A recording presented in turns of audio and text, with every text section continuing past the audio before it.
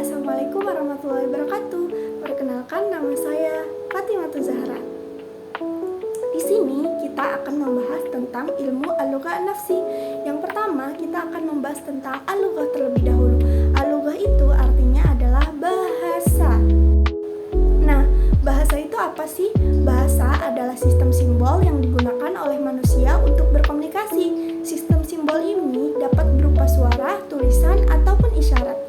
Bahasa memiliki beberapa karakteristik, yaitu ada bunyi, tanda, dan lainnya. Sekarang kita bahas satu persatu yuk. Bunyi.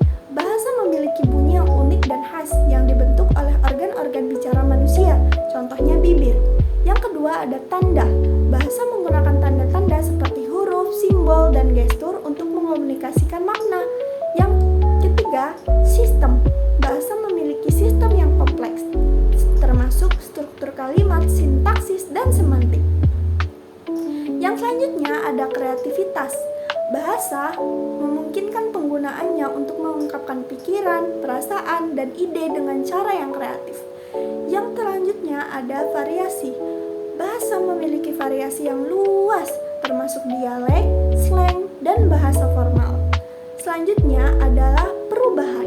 Bahasa selalu berubah dan berkembang seiring berjalannya waktu, dipengaruhi oleh faktor-faktor sosial, budaya, dan politik. Kayak misalnya, dulu saya bilang saya, sekarang bisa gue, aku, dan lain sebagainya. Terus yang terakhir itu apa sih? Yang terakhir yaitu fungsi. Bahasa memiliki fungsi yang beragam, termasuk komunikasi, ekspresi, dan identitas. Nah, selanjutnya kita akan membahas tentang ilmu al-lughah. Ilmu lughah adalah ilmu yang mempelajari tentang bahasa Arab, termasuk struktur bahasa, bunyi-bunyi kata, kalimat-kalimat, dan makna kata-kata dalam kalimat dalam bahasa Arab. Selain itu, ilmu lughah juga mempelajari struktur bahasa Arab, yaitu fonologi atau ilmu yang mempelajari tentang bunyi-bunyi bahasa Arab, termasuk cara pengucapan, distribusi, dan fungsi. Yang selanjutnya ada morfologi, yaitu ilmu yang mempelajari tentang struktur kata bahasa Arab. Dan selanjutnya ada sintaksis atau ilmu yang mempelajari tentang struktur kalimat-kalimat dalam bahasa Arab. Selanjutnya ada semantik, yaitu ilmu yang mempelajari tentang makna kata dan kalimat dalam bahasa Arab. Sedangkan ilmu al-lughah an-nafsi adalah cabang ilmu yang memadukan linguistik dan psikologi untuk memahami bagaimana proses mental bekerja dalam memperoleh pemahaman, produksi, dan penyimpanan bahasa. Adapun ruang lingkup dari ilmu lughah an-nafsi yaitu yang pertama, proses pengolahan bahasa atau pengenalan bunyi, pengenalan kata, dan pengenalan kalimat. Yang kedua ada psikologi bahasa, yaitu perasaan, motivasi, dan kepribadian. Yang ketiga ada pengembangan bahasa, yaitu perubahan sosial, perubahan teknologi, dan perubahan budaya. Yang keempat ada gangguan bahasa, yaitu disleksia dan afasia. Nah, sekarang kita akan masuk ke dalam tujuan ilmu al-lughah an-nafsi. Yang pertama yaitu memahami hubungan antara bahasa dan proses mental manusia. Fokus ini mencangkup bagaimana otak menghubungkan simbol, makna, dan struktur bahasa dalam proses berpikir, sehingga bahasa dapat dipahami sebagai bagian dari aktivitas mental. Yang kedua yaitu menjelaskan bagaimana manusia memperoleh dan mengembangkan bahasa. Yang ketiga yaitu mengembangkan cara otak proses dan menghasilkan bahasa. Yang keempat yaitu mengidentifikasi faktor psikologi yang mempengaruhi kemampuan berbahasa. Yang kelima yaitu menganalisis dan menjelaskan gangguan atau hambatan dalam berbahasa. Nah, apa sih urgensinya ilmu lughah an-nafsi dalam pendidikan bahasa Arab?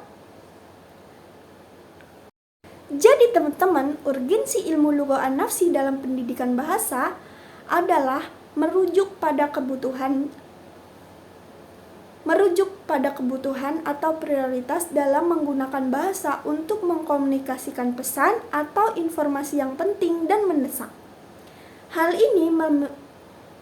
Hal ini meliputi kebutuhan untuk menggunakan bahasa yang efektif dan efisien, prioritas dalam menggunakan bahasa untuk menghindari kesalahpahaman ataupun konflik, dan kebutuhan untuk menggunakan bahasa yang sesuai dengan konteks dan situasi.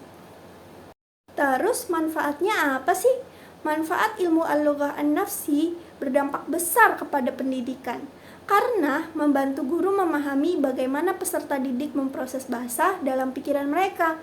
Dengan memahami mekanisme perolehan bahasa seperti persepsi, bunyi, pemrosesan kosakata, dan pembentukan struktur kalimat, guru dapat merancang pembelajaran atau aktivitas yang sesuai dengan cara kerja kognitif siswa.